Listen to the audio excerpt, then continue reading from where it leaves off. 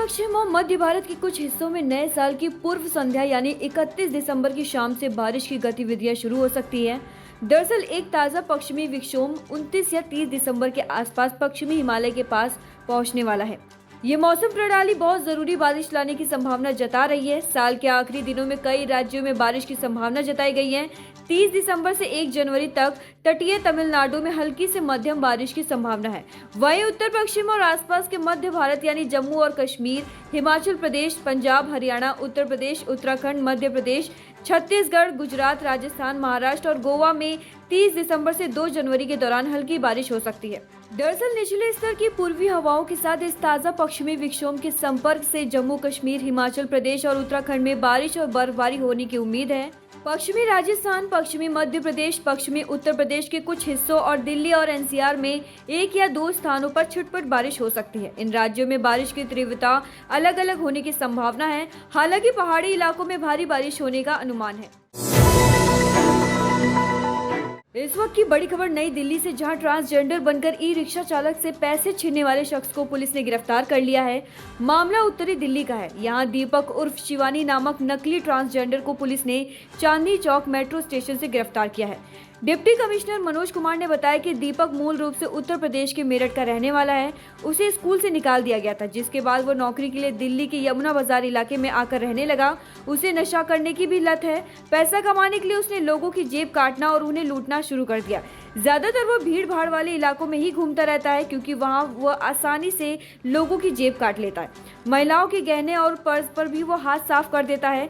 यहाँ तक कि वह इस काम के लिए नकली ट्रांसजेंडर तक बन गया। साड़ी पहनकर और मेकअप करके उसने कई लूट की वारदातों को अंजाम दिया। हाल ही में उसने ई रिक्शा चालक से पैसे छीन लिए और मौके से फरार हो गया। उसने ई रिक्शा चालक से 810 रुपए छीने, लेकिन इसकी तहरीर ई रिक्शा चालक ने पुलिस को दे दी, जिसके बाद मामला दर्ज कर पुलिस ने आरोपी दीपक को चांदनी चौक मेट्रो स्टेशन से गिरफ्तार कर लिया। नोएडा में एक बार फिर तेज रफ्तार का कहर देखने को मिला। सुबह करीब 3 बजे लग्जरी कार अनियंत्रित होकर डिवाइडर से टकरा गई। इसके बाद उछलकर शौचालय की छत से टकरा गई। इस हादसे में एक युवक की मौके पर ही मौत हो गई, जबकि 2 लोग गंभीर रूप से घायल हो गए। सूचना मिलते ही पहुंची पुलिस ने शव को कब्जे में लेकर पोस्टमार्टम के लिए भेज दिया है और घायलों को अस्पताल में भर्ती कराया। दरअसल घटना नोएडा के थाना 126 क्षेत्र की है। सुबह 3 बजे तेज रफ्तार वॉक्सवैगन कार जैसे ही एमडी यूनिवर्सिटी के सामने मयूर गोल चक्कर के पास पहुंची, तभी अचानक अनियंत्रित हो गई। इसके बाद गाड़ी डिवाइडर से टकरा गई और उछलकर शौचालय की छत से टकराकर पलट गई। घटना के दौरान कार में पीछे बैठे तुषार की मौके पर ही मौत हो गई। वहीं कार के आगे बैठे शुभम और सागरिका गाड़ी के एयरबैग खुलने के कारण बच गए। हालांकि चोट लगने से दोनों घायल हो गए, जिन्हें पुलिस ने नजदीकी अस्पताल में भर्ती कराया है और दोनों का इलाज चल रहा है। इस वक्त की बड़ी खबर, जहां जेल में बंद महाठग सुकेश चंद्रशेखर ने पटियाला हाउस कोर्ट में एक अर्जी दाखिल करके जैकलीन फर्नांडिस के उस आवेदन पर सुनवाई की मांग की है, जिसमें उसके पत्र लिखने पर रोक लगाने की गुजारिश की गई है। इस संबंध में 22 दिसंबर को सुकेश ने जेल से ही अदालत को एक पत्र लिखा है।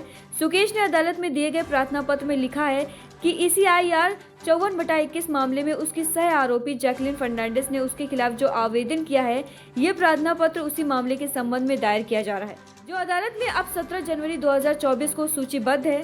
सुकेश ने अपने प्रार्थना पत्र में लिखा है कि सबसे पहले उक्त आवेदक यानी जैकलीन फर्नांडिस ने खुद को EOW मामले में मुख्य अभियोजन गवाह के रूप में उल्लेखित किया है, लेकिन ये ध्यान रखना जरूरी है कि वह संबंधित PMLA मामले में एक आरोपी है। दिल्ली स्थित भारत मंडपम में आज वीर बाल दिवस कार्यक्रम मनाया गया। इस कार्यक्रम में शामिल होने के लिए प्रधानमंत्री नरेंद्र मोदी पहुंचे, जहां कार्यक्रम में बच्चों ने प्रस्तुति दी। यहां पीएम मोदी का सम्मान किया गया। साथ ही उन्होंने यहां पहुंचे लोगों को संबोधित भी किया। दिल्ली के भारत मंडपम में वीर बाल दिवस समारोह कार्यक्रम में सिख समुदाय के सदस्य गतका का प्रदर्शन किया गया। वही कार्यक्रम में प्रधानमंत्री नरेंद्र मोदी शामिल हो रहे हैं। इस मौके पर प्रधानमंत्री मार्च पास्ट को भी हरी झंडी दिखाएंगे। जवाहरलाल नेहरू विश्वविद्यालय में जल्द ही देश भर में 1040 स्वतंत्रता सेनानियों के नाम वाली एक श्रद्धांजलि दीवार का उद्घाटन किया जाएगा। स्वतंत्रता सेनानी के बारे में युवा पीढ़ी के बीच जागरूकता फैलाने के लिए JNU कन्वेंशन सेंटर के बाहर बनने वाली दीवार को हर महीने स्कूली बच्चों के लिए भी खोला जाएगा।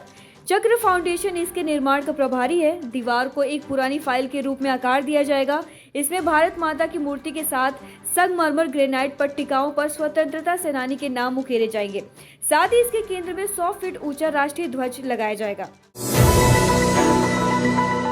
दिल्ली की सड़कों पर जल्द ही 56,000 सीसीटीवी कैमरे लगाए जाएंगे। इससे पीडब्ल्यूडी के तहत आने वाली 1400 किलोमीटर लंबी सड़कों की टूट फूट, गड्ढों और सुरक्षा जैसे मामलों में मदद मिलेगी।